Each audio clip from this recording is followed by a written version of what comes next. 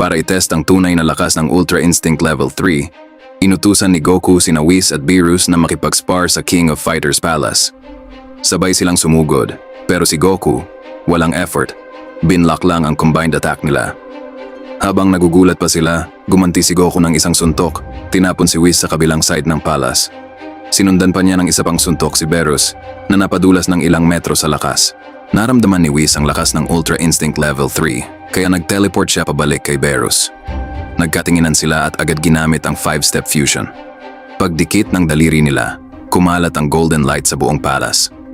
Ilang segundo lang, nabuo si Varus, ang fusion ng Angel at God of Destruction.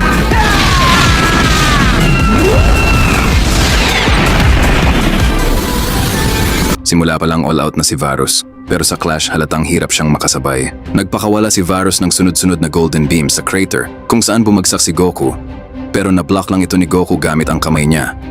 Walang major damage. Akala ni Varus tapos na, pero lalo lang nitong pinataas ang fighting spirit ni Goku.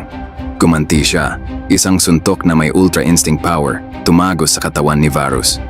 Napalabas ng dugo si Varus, hindi makapaniwala sa lakas ni Goku. Ang banggaan nila, literal na winawasak ang space. Kahit anong planet ang tamaan ng energy nila, nawawala agad. Sa sobrang lakas ng laban, pati ibang gods of destruction sa ibang universe, napansin na ang gulo.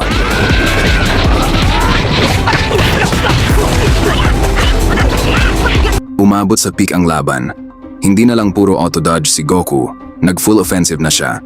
Sa bilis nila, puro energy clashes na lang ang nakikita. Halos pantay na ang laban. Para matapos agad, ginamit ni Goku ang trump card niya, Spirit Bomb. Tinaas niya ang kamay at nag-ipon ng energy, pero this time, galing sa 12 universes. Lahat nagbigay ng energy, mga Saiyans, Namekians at mga allies niya tulad ni Gohan, Vegeta at iba pa. Kahit sina Jiren at iba pang malalakas na fighters, nag-contribute din. Habang lumalaki ang Spirit Bomb, hindi umatake si Varus. Gusto niyang patunayan na mas malakas siya. Kaya gumawa rin siya ng sarili niyang Massive Energy Blast.